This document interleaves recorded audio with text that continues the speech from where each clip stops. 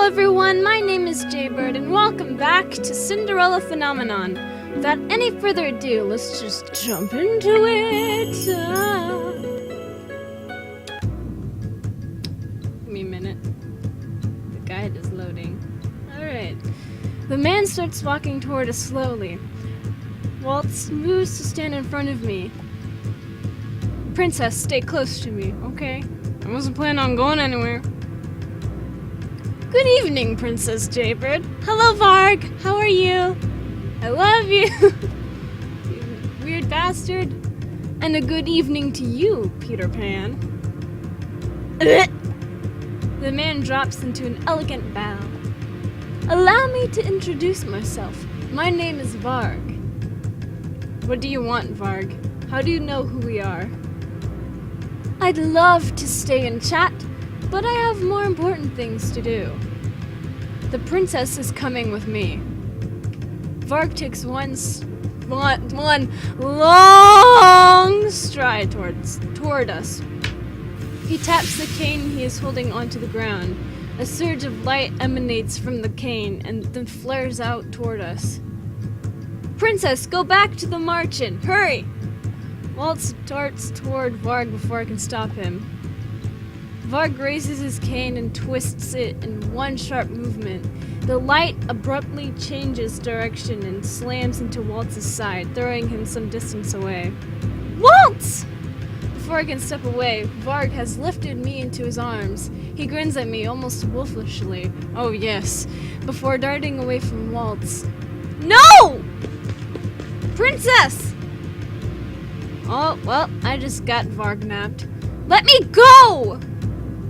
No can do, Princess. I let you go and things will get messy. But what if I like them messy? Oh, ho, ho, ho, ho. Would you like my croissant? My croissant? What do you want from me? Are you a... I cannot even say the word. My blood runs cold as I consider the situation. Are you a witch? Are you a witch? Sorry. Are you a witch? How do we tell if one is a witch? That I am not. And do you expect me to believe you? You just used magic back there. I guess I did. Let me go! I squirm in his arms, attempting to kick and push him away from me. Varg abruptly stops with a grunt to let me down. This is my chance. I start to bolt away from him, but he quickly grabs my wrist and pulls me back. Not so fast. Get your hands off of me! I'm not here to hurt you, Princess. After what you did to Waltz, he leans in toward me until he can look me in the eyes. Well, he was in the way. Besides, it's not like I killed him. Varg begins walking again, this time pulling me with him. I try to break away from his iron grip but fail. Where are you taking me? This is a situation where you just grab out your pocket knife and then slowly, painfully start cutting your own hand off. It'll take a while and it'll hurt a lot, but eventually you'll work through the bone and then you can escape. Please do not try that at home. It is not fun. Back to where you truly belong. If there's one thing I've learned from the fairy tales, it's that a princess belongs in a palace. I am unable to stop the gasp that leaves my lips. Nani? Nani desu ka? I don't know what nani desu ka means. I only know what nani means. I don't. He stops and turns to me. You've been away from home for far too long, Princess. Don't you want to go back? I do want to go home, but I am not welcome there anymore. At least not while I am still cursed. Release her! Varg releases me just in time to block a sword strike that comes out of the darkness of the trees. Release her! How annoying. I could say the same thing about you. I back away as the two trade blows. Varg uses his cane to defend himself against the man that just emerged from the trees. That man. It's Karma. He's the one who was with Waltz. The man with the sword that helped save me from bandits all those months ago.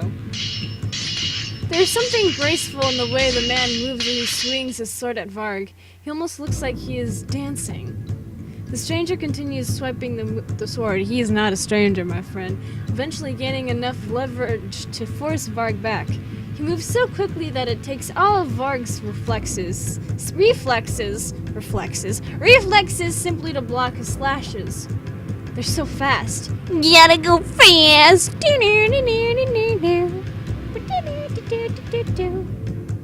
Varg takes a few steps back and keeps a safe distance from the stranger. Impressive. The man gives Varg a lopsided smile as he points his sword at him, the two of them temporarily frozen as they each wait for the other to move first. You're not too bad yourself. Wait, is that? It's Karma. Now that he has stopped and I have a better look at him, I can see that the stranger's features are uncannily similar to Karma's. It's almost like he is Karma. Karma? But is it really him? Yes it is. Princess, are you okay? I turn my head to see Waltz and Delora rushing toward me. How did you find me? Delora used her magic to track you down. Thankfully, no other witches beat us here. Waltz halts in front of me while Delora advances toward the two men. So what do we have here? Delora, right? Can't say that it's a pleasure to meet you. I have to compliment you all. You did an impressive job hiding the princess from us. It took a while to finally track her down. Finding your so-called tavern was difficult, you know? But I got lucky. How does he know about the tavern? Fritz! God damn it, Fritz! How dare you come and find us? No sooner are the words out of Varg's mouth that the swordsman is suddenly upon him again, posed to attack. Varg locks his sword a second too late and is forced to back away, clutching his now bloody arm. Woo! You talk too much. Sorry, I shouldn't have forgotten my manners in front of royalty. I also shouldn't forget how to speak words. Varg's gaze turns to Delora, a smirk somehow still on his face despite his injury. You have quite an interesting bunch with you, witch. How about joining us instead? We could always use more witches like yourself. Thanks, but no thanks. Too bad.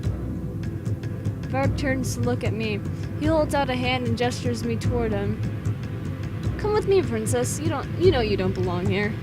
I clench my hands into fists as I shake my head. Your mother won't be very happy with your decision, princess, especially after all she's done to make sure you'll be a suitable heir. Mother? What are you talking about? But Varg ignores me as he raises his cane. Sorry to leave the party so quickly, but I'll be back soon enough for you, princess. Next time, whether you like it or not, you'll be coming with me. Oh no. I'm not done with you! Ooh. Delora throws her hands up, beginning to gather light in her palms, but Varg has already brought his cane down on the ground. God damn it. Thick smoke envelops the area, making my eyes water. When the smoke clears, Varg is gone. Delora huffs in annoyance as she lowers her arms back down to her sides. To think that those witches are using a human to do their dirty work. What was that cane he was carrying? I look up at the stranger, who has sheathed his sword and is walking toward where Waltz, Delora, and I are standing. It's an enchanted item. That cane has been infused with a spell that allows Varg to use magic. Limited magic, but powerful enough to make him dangerous.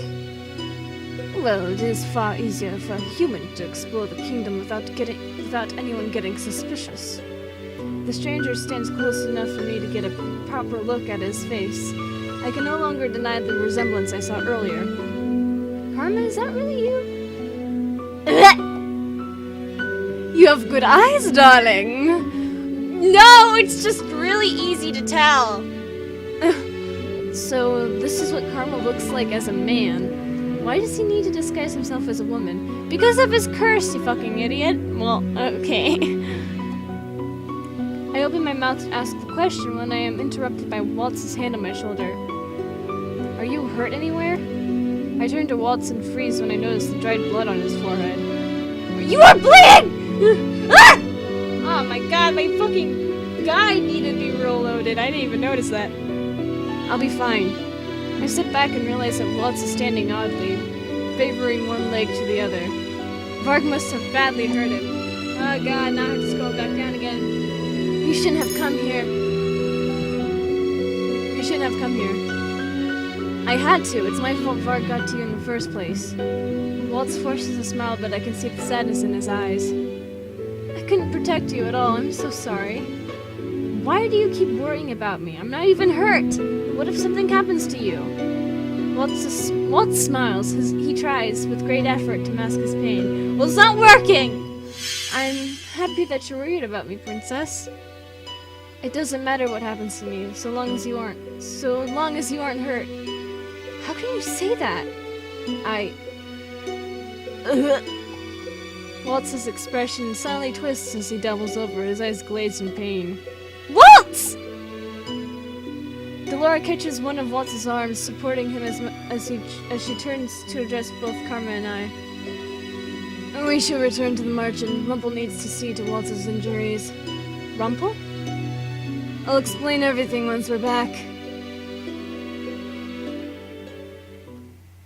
Delora calls for Rumple as soon as we arrive at the Marchen.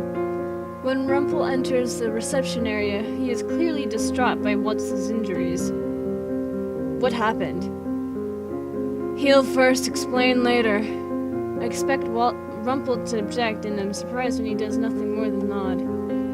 Carefully, Rumple leads Waltz back to his room so he can be treated. Delora looks in the direction Rumple and Waltz have gone, with a thoughtful look on her face. We're lucky that we have Rumple here with us. Anis is good with her herbs and small wounds, but Rumple has experience with more serious injuries. Experience? What are you talking about? Remember his curse? Rumple is not the only one who does not remember who he is. None of the townsfolk remember his name either. But what about those with the curse? Shouldn't they at least still be able to remember his name? Rumple is an exception to the rule, as he is with many things. In his case, not a single person can remember his name. Funny thing is, they can still recognize him. He ran into someone who called him a doctor today. Even just hearing it brought a memory back. He's gotten one of the chapters of his journal back now. He is quite the proficient doctor. He collects his journal pages by retrieving memories from others that still remember him? What a strange curse. My eyes wander around this reception area and I notice that someone is missing. Where is Karma?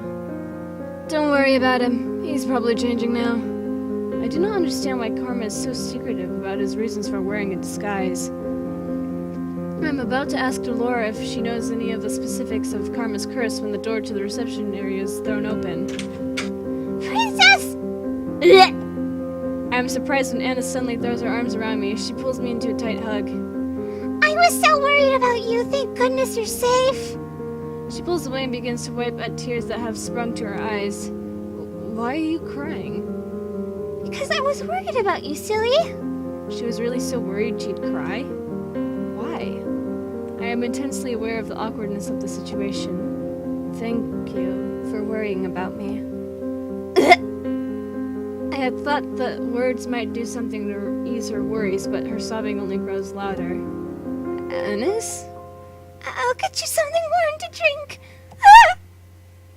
I stare off after Anis before I turn to look at Delora worriedly. Did I say the wrong thing? Quite the opposite, actually. You made her very happy. I did? But she was crying. They're called tears of joy, Princess. I'd be overwhelmed too if you were suddenly nice to me. Miracles tend to bring people to tears. I just said thank you. And that was a kindness in and of itself. No wonder she's so happy. I was being kind. And congratulations, Princess. I see that you've managed to complete your first good deed. My hand moves instinctively to my pendant. I clutch at the new piece that hangs there. I knew you could do it. Dolores smiles warmly. For some reason, it makes me feel strangely proud. Parfait walks into the room, startling us both. It has been 2 weeks since I last saw her. Her face is ashen. Parfait, you know that continuously using your magic takes a toll on your body. I have no choice, the witches. Her voice trails off as her eyes meet Dolores'. Parfait and Dolores look at each other solemnly. The tension in the room mounts as they continue to stare at each other without uttering a word. Eventually, Parfait's eyes wander to me. Keeping her in the dark won't make the situation any better, Delora. Parfait moves toward me, but her knees buckle. Before I can react, Dolores is already at her side, supporting her. Parfait, you need a rest. I'll take care of this. Oh, she needs to hear this from both of us. What is going on? We wanted to tell you about this later, but we can no longer afford to wait. Delora helps Parfait to a chair. I tentatively take a seat opposite the two of them. We're going to tell you the whole truth of the situation. The whole truth? Delora sighs before she eventually speaks. Do you know why I cursed you, Princess? Some twisted sense of mischief? That's not the whole reason. Oh, it was part of it! We needed you to change your ways, Princess. To change how you see the world. If we didn't do something, you were going to end up as merciless and cold-hearted as your mother. What are you talking about? My eyes go to Parfait, but she doesn't meet my gaze. Hilda, your mother, was not always so cruel. Parfait's eyes look wet, as if she was about to cry. Why are you speaking as if you knew her? She was my friend. Long before she was the queen, Hilda was like a sister to me. But she changed when the witch hunt started. What does the witch hunt have to do with Mother? Your mother's a witch! Parfait does not meet my eyes, but Dolores is looking right at me. Your mother was a witch, Jaybird. The most powerful of the witches, in fact. Hilda was a bearer. My heart drops into the pit of my stomach. No, that is impossible, but it is true. I have never saw her use magic. What? I'm gonna say seen. I have never seen her use magic. She cannot be a witch. That's what she wanted you to believe. You cannot keep something like that a secret. If you try hard enough, you can keep anything a secret. Even from your own family. But how? Delora pauses for a long moment before she speaks. She erased your memories, Jaybird. The air leaves my lungs as I struggle to remain calm. Walt said that Mother ordered my memories to be erased, but are they saying that it was Mother herself who erased my memories? Jagged pieces of memory and thought begin to snap together in my mind. She needed you obedient and compliant. Whenever you acted out, she took that memory of disobedience from you. And it didn't take long at all to mold you into her perfect and unquestioning little doll. I grip my dress without realizing. My hands are shaking.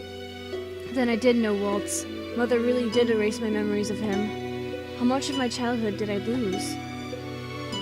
Mother cherished humans before. She was kind and selfless. She was devoted to maintaining the balance between the Lucas and the Tenenbaum. But Hans... Delora moves to place a gentle hand on Parfait's shoulder. It's not your fault. I trusted him too much. He swore that they would only be stories, small fantasies to share with his children. Hilda wanted to turn him away, but I disagreed. I allowed Hans to weave his tales about witches and fairies. The fairy tales? Delora nods. Hans' fairy tales became hugely popular, and in practically every single one of his stories, it was a witch who was bad and a fairy who was good. To add insult to injury, it was well known that Hans had been welcomed by the Lucius Bearer, but not by the Tenenbaum bearer. The humans took that information and their imaginations ran wild. Hilda and I went to Hans to beg him to tell the truth, but it was too late. No matter what Hans said, Everyone believed that he was being threatened by the witches. I don't think he ever meant for things to get out so out of hand either. When the king at the time, your grandfather, who also voiced his negative opinions on witches, he only added fuel to the fire. It was as if he was giving humans permission to carry on with their witch genocide. And we could do nothing to defend ourselves. We were bound by our oath to never hurt a living soul. The witch hunt lasted for years. Most of us were slaughtered. All witches are bound to the Cinderella through the Cinderella itself. Hilda felt each of the deaths like it was her own. It drove her mad. And she broke our oath. She killed the king, your grandfather. Mother killed my grandfather? Yes, she did. As Hilda's power kept growing, more and more good witches were corrupted through her influence on the Cinderella. I tried to stop her, but she was already lost to reason. My throat is hurting. Hilda wanted to take Angela for the witches. She wanted to take revenge on the humans for what they had done to all of us. And since your father was next in line, Hilda forced Daenerys to marry her so she would have legitimate claim to the throne. And she did it even though she knew he loved another woman. The very woman who sits on the throne today. Ophelia? Delora nods. The king has always loved Ophelia? Hilda created the fairy tale curse to punish the humans. She wanted to fuel the Cinderella with their hatred and anger. Her face voice becomes very soft. The balance between dark and light was lost. While Hilda lived, Angela was a place of grief. Wait, did I read that wrong? Okay, no, I read that right. I can feel an impending headache coming, but even if what you're saying is true, Mother is dead. She's been dead for 4 years. She is, but for some reason, the witches are becoming more active. Garland and Durin's patrols have confirmed this. Patrols? Is that why they disappear at night? I had to cast a glamour on you so that other witches would be unable to recognize you as the princess. But it seems that they've already seen through your glamour. They're looking for you, princess. The witches are looking for you. What? Why? The Cinderella needs a bearer. A witch needs to take on that role and regulate the balance between the Lucius and the Cinderella.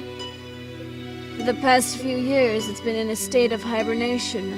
We believe Hilda infused her life into the Cinderella to keep it stable. But now the Cinderella is beginning to wake again.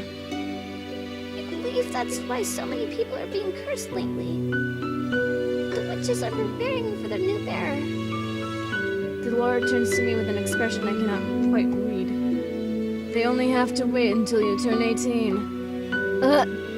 The air in the room seems to disappear all at once. Princess, on your 18th birthday, your curse will break regardless of whether you complete your 3 good deeds. And you will become the Cinderella bearer. You will inherit the title and that power from your mother. Impossible. My heart is racing and I feel faint. Even if Mother was a witch, I can't use magic at all. All halflings like you inherit their magic at 18. No, I am human! Princess. Dolores' expression is grim as she speaks. We've been watching over you for a long time, Jaybird. We know what sort of influence your mother had on you. The curse was a test. We needed to know that you wouldn't return Angela to what it was when your mother was queen.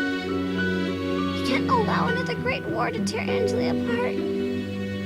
Laura and I believe that there is still goodness left in you. You just needed a wake-up call. Thus the curse and the 3 good deeds. We wanted you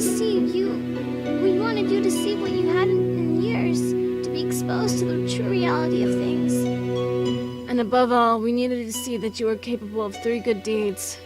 I attempt to grasp the fleeing thoughts in my mind, but to no avail. I feel numb. That's it. No more secrets. Parfait's voice is gentle when she speaks to me. The future of this kingdom is in your hands.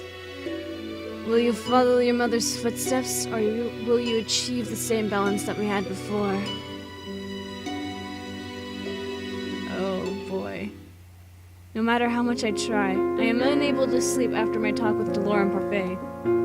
Mother was a wicked witch, and I am the next bearer of Lieutenant Barham. It all makes sense now. So many people hated me because they thought I would be just like Mother. I feel the weight of that truth crash down on me, and it is suffocating. What am I supposed to do now? I turn to my side and bring my knees to my chest. How do I know what the truth is anymore? Suddenly an idea occurs to me. There's one other person who might know the truth. Waltz. I wonder how he is doing. I slip out of my room and make my way towards Waltz's room. Yes. I like this little map he got there. Waltz is sound asleep when I push the door to his room open. He looks so small in the bed. I pause to look at the hefty amount of herbs lying on the table. Those herbs. I remember Annis once told me that they help with pain. Rumble and Annis have given Waltz a lot of them. Thoughts about the truth of my mother retreat to the back of my mind as I remember the encounter with Varg. Waltz would never have gotten hurt if it wasn't for me. My eyes begin to sting. Hold back the tears. I'm gonna cry. We're gonna cry, motherfuckers. For the first time in years, I let my tears flow freely. I do not even know why I'm crying, and I find myself talking aloud. You said that crying doesn't make a person weak, but it certainly makes me feel that way. You're not weak, princess. Aww, that is so cute. What? Waltz? Oh, that's so cute. Oh, my screenshotting app isn't open. Fucking hell, I'm gonna have to find it now. Fucking hell, this is gonna take a while. Excuse me, guys. This is gonna take a while. Normally, it's just right where I need it, but nope. I'm gonna have to find it, and then I'm gonna have to open it. Program files, screen snapshot tool.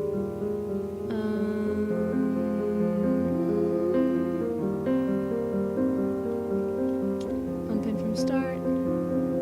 Pin to start. It's still not there. So what I'm gonna do is pin to taskbar. Now I have it in my taskbar. Okay. And now I'm gonna open it. Open. Okay, cool. Now I can take a screenshot. That didn't take as long as I thought it would. But now, oh my god, my voice is dying. Okay, this is fine. This is fine. Everything is gonna be fine. You know, I'm just crying on Waltz, you know, like a normal person does, you know. Yeah, I cry a lot. I'm not talking about me in the game. I'm talking about me in person. I cry a lot. Waltz? When did he wake up? You're the strongest person I know. Waltz's voice is soft and his words are slurred. He is clearly still under the influence of the medication he's been given, but he still continues to speak. Despite everything you've gone through, you're still standing on your own 2 feet. I cannot lie anymore. I have only been pretending to be a strong person. But I cannot do this anymore, knowing that all this time I have been living a life full of lies. I'm questioning even my mother's affections now. Another dangerously gloomy thought hangs at the brink of my mind. If Mother did not care about me, then that means no one did at all. I do. I care about you, Jaybird. Aww. Waltz's voice begins to grow weak as his eyes flutter closed. You're tired, Waltz. You should sleep. Jaybird. His voice is slurred and slow, but hearing him say my name without the title somehow feels nostalgic. Please don't cry, little star. Waltz closes his eyes, finally surrendering to sleep.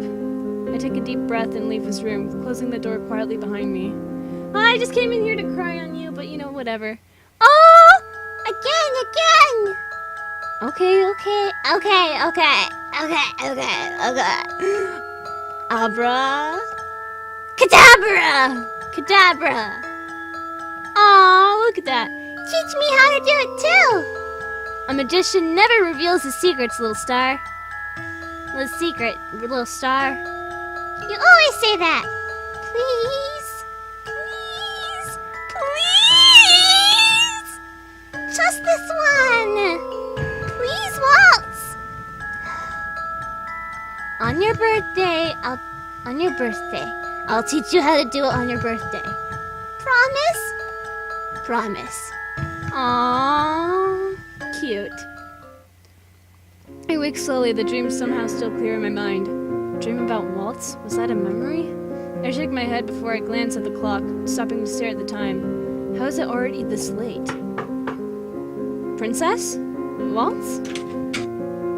The door opens and Waltz walks inside with a tray of food. He sets it down by my bedside as I stare at him in shock. You're finally awake. Waltz, you were supposed to be in bed! I'm only injured. I'm not an invalid princess. Invalid or invalid princess. But I'm fine, princess. It's not like you to worry so much. I respond to a smile with an exasperated sigh. He will never heal properly if he does not stay in bed. Here, I wanted to give this to you yesterday. Waltz reaches behind his back and pulls out a neatly wrapped box. It looks as if he pulls it out of thin air. Another magic trick? He hands me the wrapped box. What's this? You'll need to open it to find out. Well, no duh. I'm not stupid. Oh my god, he got me the pretty doll! This is... You've been wanting this, haven't you? I stared down at the doll he bought for me. It is the same one that caught my eye at the shop. The reason we went to the toy shop was so that you could buy this for me? Yep, I'm glad it didn't get damaged last night. My chest tightens with emotion. These dolls are expensive. Waltz would have needed more than just his usual show tips to buy this. Why would you buy this for me? I figured you might want the extra company. Plus, you've always loved dolls, so I thought this one might cheer you up. I stare at the doll as I cradle her in my hands, my heart feeling full in my chest. Thank you. I've never gotten an unexpected gift like this before. Waltz clears his throat, and when I look up at him, I notice that his expression is somehow sad. Lady Parfait told me that she and Delora told you the whole story yesterday.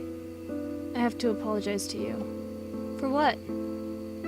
The reason why they didn't tell you earlier is because I asked that they keep it a secret. I look down at the doll, my mouth suddenly dry. Why? Because I wanted you to enjoy having a normal life, even if it was just for a short time.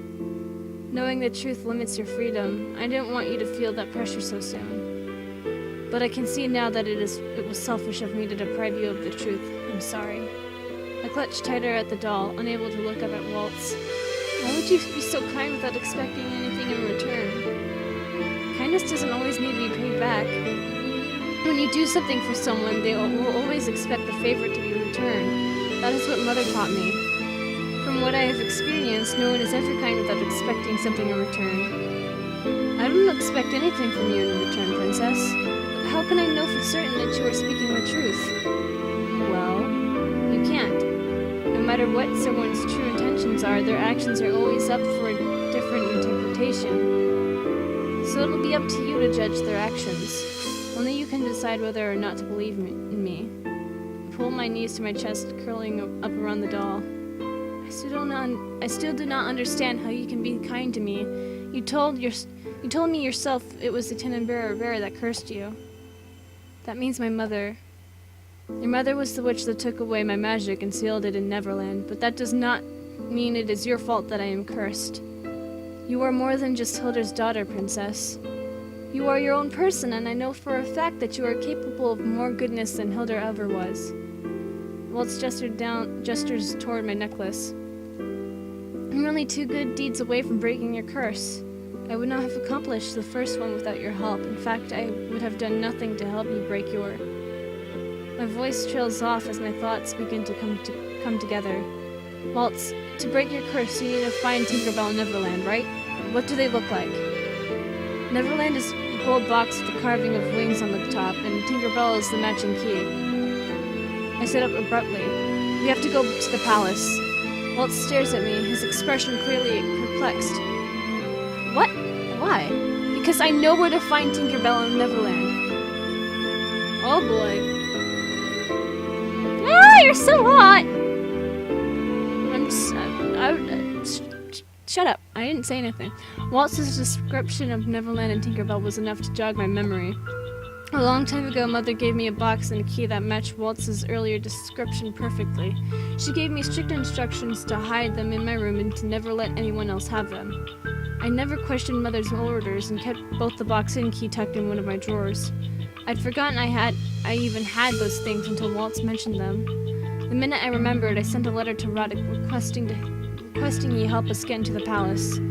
I knew that our strained relationship would make it hard for him to trust me, so I emphasized the importance of the item we needed to obtain. A week later, he finally came through. Now we are just outside the palace waiting for him. Jordan and Garland are here to protect us in case the need arises.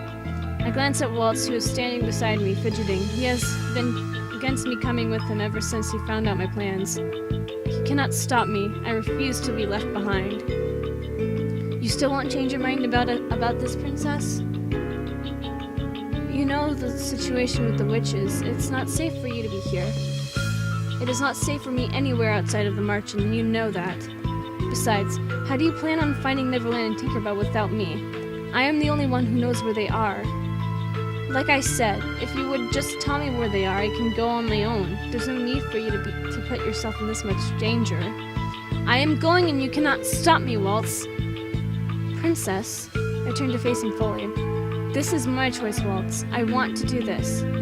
For a moment there is silence between us as Waltz studies my expression. He eventually sighs and shakes his head. I should know by now that there's no change in your mind when you're determined to do something. Just promise to stay close to me, okay?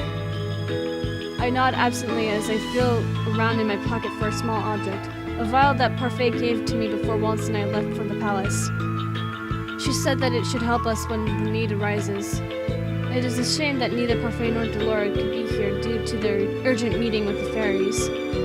Jordan and Garland finally arrived with Rod. Ready? I can only nod in reply. Hopefully nothing will go wrong. We make our way through a secret passageway. I've heard of this secret passageway from the king before, but this is the first time I have ever been here. They say that this was built as an escape route should the need to evacuate the royal family arise. Only the commander of the Order of Chaldea and the king know about this place. Rod, how do you even know this place? How did you get a key? I thought that only the king and Sir Alcaster had copies. It was Lady Parfait who showed me this place and gave me the key. I can't leave the palace unattended on normal circumstances, so she suggested I go through here whenever I needed to get to the march-in. Then how was she able to get a copy of the key? You should ask her that yourself. Anyway, you haven't told me what you needed from your room. It is an item that will break Waltz's curse. I see. Why did it take you so long to respond to my letter? The palace has been on high alert since last week. Why? Rod stops and looks at me. The hesitation is clear in his eyes. Did something happen? A week ago, the king received a letter. A warning. A letter? It said that 3 days from now the king will be judged and convicted. His crown will be given to one more worthy. I stare at Rod with slow understanding. 3 days from now? But that date... Your 18th birthday. I continue to stare at Rod in disbelief. This cannot be a coincidence. But a new king? Do you think someone is specifically targeting my father? We all know that royals are always in danger. But this threat has made the king especially nervous. Are the witches involved in this? The silence that falls within the tunnels is heavy. They think there is a good chance they must be. That's why the Order of Chaldea has tightened security. We continue walking in silence. Eventually Rod points at something ahead of us. Here we are. The dim light of the tunnel illuminates a rusted door that leads into the palace. Rod looks around warily while Waltz and I quickly duck into the shadows of a column. The guards will be doing their rounds on this side soon. We need to hurry. Right. The hallways are thankfully quiet as we traverse them. Rod did a good job of scoping out the times of patrol. Eventually we reach my room. I I stop at the door to my room, suddenly overwhelmed by nostalgia. It has been so long since I've been in my room. Is this Emmeline's room now? No. By the king's order, your room has been untouched since you were cursed. Then, what has become of this room? I look at Rod in shock as he studies the door to my room with a complicated expression on his face. I think maids are sent in here to dust occasionally, but otherwise everything should be just as it was before. But why would the king keep the room as it is if he does not remember me? I turn back to the door thoughtfully, then glance at Rod. I think we can handle the rest. You should leave before you draw any unwanted attention. I do not want to get you in trouble. Don't worry, we will figure out a way to get back to that passage without alerting anyone. What? You've changed. What do you mean by that? You never would have cared about someone else's safety before. Rod turns to leave before I can respond. Be careful. Thank you. Carlin and I will stand outside. Make it quick. I nod at Jern before turning back to the door and turning the knob. I glance at Waltz and he nods at me. I take a deep breath and open the door. Rod told me that my room had been untouched since I left, but I was not expecting it to be like this. Nothing has changed. Not a thing out of place. There's not even a speck of dust on the dolls on my shelves. Jaybird? I am confused as to why this room has been untouched. Certainly the king would have thought to do something else with it, or in the very least he would not have maids coming in consistently to clean it. But I cannot let myself linger on the questions. I have no time for them. We came here to find Neverland and Tinkerbell. I look at Waltz and nod. Let us start searching. Time passes, but I am only able to find the key. The box is nowhere to be found, not even in the drawer that I remembered putting it in. To think that you had Neverland and Tinkerbell this whole time.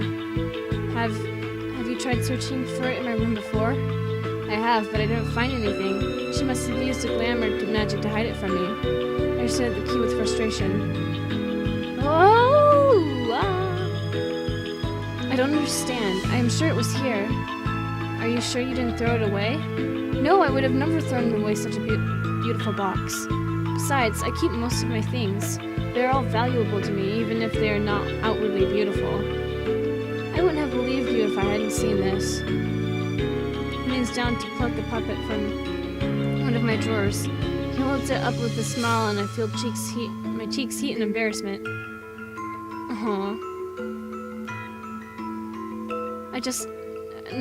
I never remembered to throw that out. Waltz gazes at me thoughtfully. That's the only reason? Well, I look at the puppet in his hands and find the truth spilling out of me. I was never able to put my finger on why, but I've always liked that doll. That puppet. A smile stretches across Waltz's face. You kept it even though I did such a bad job with the sewing. What? You made this? Yeah, this is the first puppet I ever made. Waltz turns at the puppet in his hands, looking down on it fondly before his eyes meet mine. You were the one who taught me how to sew in the first place, you know. What? I was the one who taught him how to sew? I stare at the puppet. I probably kept it because you made it. How cool. Huh? Do you have any idea what you're doing to my poor heart? You seem perfectly fine to me. Waltz shakes his head and sighs. Waltz? So dense. What? The knob begins to turn. Waltz and I exchange glances before we both dart to different hiding places. I hide myself under the bed and he runs behind the curtains, which more easily conceal his smaller body. The king? What is he doing here? When the king steps inside, I notice that there's something in his hands. Gimme. That's the box, but where does he have it? I look at Waltz and he gives me a small nod, affirming that it is indeed Neverland. Who's there? Show yourself now if you don't want to get hurt. The king unsheathes his sword. Oh no, don't unsheath your sword, Papa. Papa, no! Papa, no! Please don't unsheath your sword, Papa. What should we do? I look at Waltz, who signals to me to stay in place. He mouths something, and I think he might be saying that he means to find a way to get us out. Is Waltz going to sacrifice himself again? Will he be alright? Should I trust him? I'm gonna stay. I nod at Waltz. He steps out of the curtains and raises his hands in surrender. Forgive me, Your Majesty. I know you. You were Hilda's apprentice. Waltz, was it?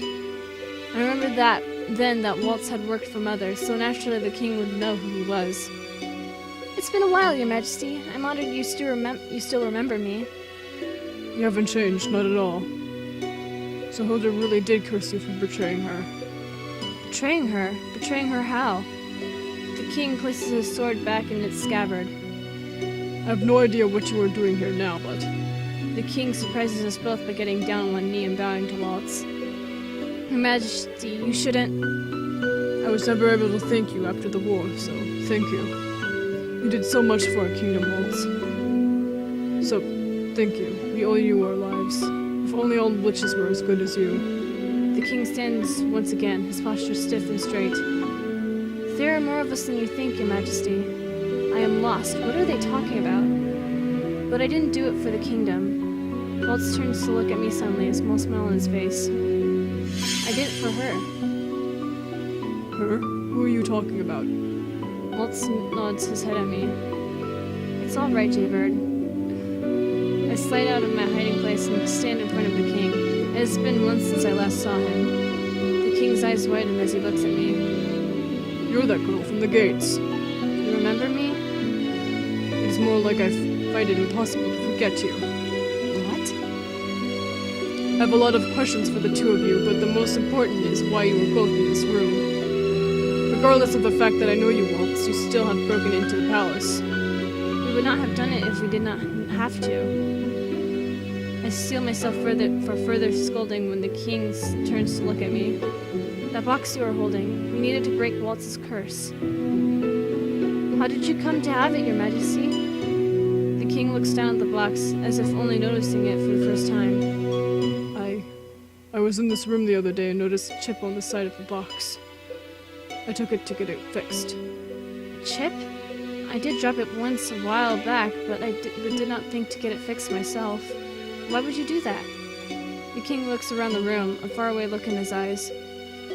This room is special to me, though I do not know why.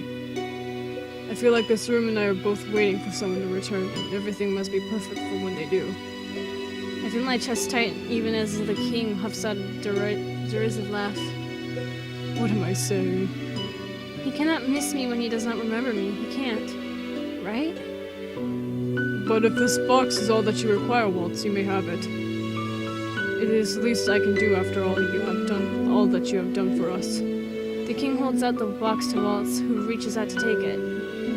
Thank you, Your Majesty. Look who we have here. Oh no, we all freeze at the sound of the new voice. I turn and find an all too familiar figure leaning against the doorway, a mischievous grin on his face. What a sweet little reunion. Varg? Oh, god damn it. Chapter 6. Betrayals! Well, guys, that's gonna be it for this episode of Cinderella Phenomenon. So, with that being said, if you guys enjoyed this episode and would like to see more of this game, then leave a like down below, leave a comment down below, share it with your friends, subscribe if you haven't, ring the notification bell, and remember, die safely. Bye-bye!